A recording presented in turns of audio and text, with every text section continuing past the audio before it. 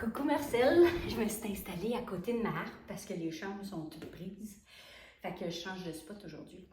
Ça, c'est mon bébé d'amour. Fait que pour bien faire, OK, pour commencer, avant de te lancer dans des mouvements rotatoires de tes hanches, ça pourrait être une bonne idée de t'asseoir sur ton ballon puis de faire un petit massage là, sur ta chaise, là. Tu sais, sans que ce soit trop exhaustif. Là, mais tu sais, tu fais des belles petites rondeurs ici. Puis, moi, ce que j'aille pas, souvent, surtout, c'est que moi, cette hanche-là est un petit peu plus douloureuse. Tiens, je vais commencer par ma bonne jambe. Fait que je vais mettre ma hanche plus douloureuse au sol. Fait que je vais monter sur mon ballon ici. OK? Je me couche ici sur mon bloc. Là, je fais des petits.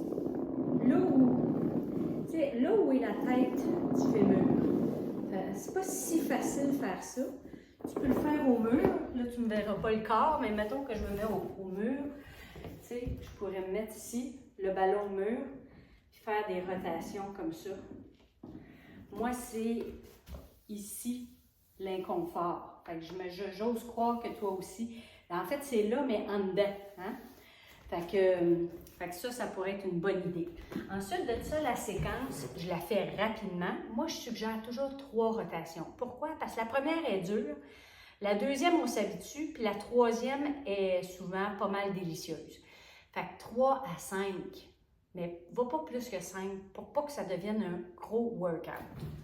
OK? Fait essentiellement, je me couche ici. Moi, j'utilise un bloc, ça peut être ton traversin. Je veux que mon épaule du dessous soit assez en dessous pour que je puisse venir mettre ma main pour m'accoter. Là, tu ne vois pas, là, mais je m'accote par terre. On l'avait fait ensemble.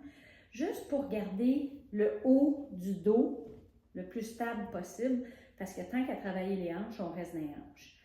Fait qu'essentiellement, avec la prochaine inspiration, je vais monter mon genou à l'épaule et au plafond. Je vais expirer en faisant une rotation interne, comme si je voulais diriger mon talon par en arrière. Je fais une extension, je pousse mon talon en arrière, je fais une extension de ma hanche ici, okay, vers en arrière, mais elle n'ira pas bien loin parce que je ne veux pas rouler sur le dos. Okay, ma main est toujours là, je me tiens, puis genou à genou. Après ça, je fais la même chose, en arrière, en haut, rotation externe, épaule, genou à genou. Fait qu'essentiellement, tu fais 3 mouvements comme ça. Ça, c'est vraiment intéressant pour la mobilité de ta hanche. Quand on a fait nos 3 mobilisations comme ça, là, je n'ai fait juste 2, là. Mais là, on allonge la jambe, orteil au plancher pour être en rotation interne sans rouler sur le ventre. Okay? Mon bras, je me tiens toujours.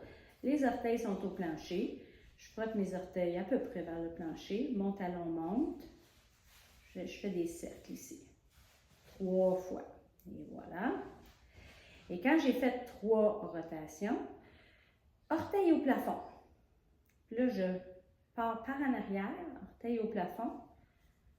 Le talon s'en vient se déposer par terre. Je fais 3 cercles comme ça. Quand j'ai fait mes 3 cercles comme ça, les genoux pliés, je viens mettre ma main sur mon genou, on fait l'huître. À peu près une dizaine de répétitions. C'est juste assez pour fatiguer un petit peu les muscles autour de ma hanche. Quand mon petit muscle est un peu fatigué, entre guillemets, là, je me monte sur le coude du dessous. Hop! J'amène mon pied devant ma cuisse. Là, noir sur noir, tu ne vois pas bien, mais tu comprends. Ici, si c'est disponible, je me tourne pour aller me porter sur mes coudes, mais pour l'instant, ce n'est pas disponible pour toi, fait que je te suggère d'utiliser ton bloc ou ton traversin. 3 grandes respirations. J'exagère ici pour faire gonfler mes omoplates. J'inspire, je fais gonfler. Mais tu sais, j'exagère, mais j'aime ça faire une rondeur ici des omoplates. Je trouve que ça me fait du bien. Fait que tu verras si toi ça marche. 3 respirations. Et ici, on se pousse sur les mains. En se poussant sur les mains, la jambe du dessous s'allonge. Je vais me mettre comme ça pour que tu me vois. Ici, c'est mon genou gauche qui est en avant. Ma main droite va venir tenir mon genou avec ma main gauche.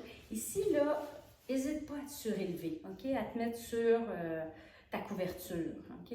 Pour avoir le dos droit. Avec ma main gauche, je vais chercher mon tibourlet. Je passe le tibourlet par-dessus ma cuisse. J'essaie d'allonger la colonne vertébrale pour être le plus droit possible au niveau du dos. Coup de poule par en arrière. La main vient derrière. Et je fais une belle torsion ici. Si tu aimes ça, tu peux même emmener ton menton au-dessus de l'épaule. Ça donne quelque chose comme ça. Okay? On respire là-dedans autant qu'on le souhaite. Okay? Ça, c'est une belle posture. Tu peux rester là 1 minute, 2 minutes. On défait. Ici, ça serait une bonne idée pour toi. Puis là, tantôt, je ne t'ai pas mentionné, mais tu pourrais ouvrir tes genoux larges pour avoir, dans le balancement, une hanche en rotation interne et une hanche en rotation externe. Là, tu peux aller un peu partout. Fait que ça, c'est une belle petite routine. Puis après ça, t'entends ma petite fille en bas. Puis là, tu tournes de l'autre côté, puis on fait la même chose de l'autre côté. J'espère que c'est clair.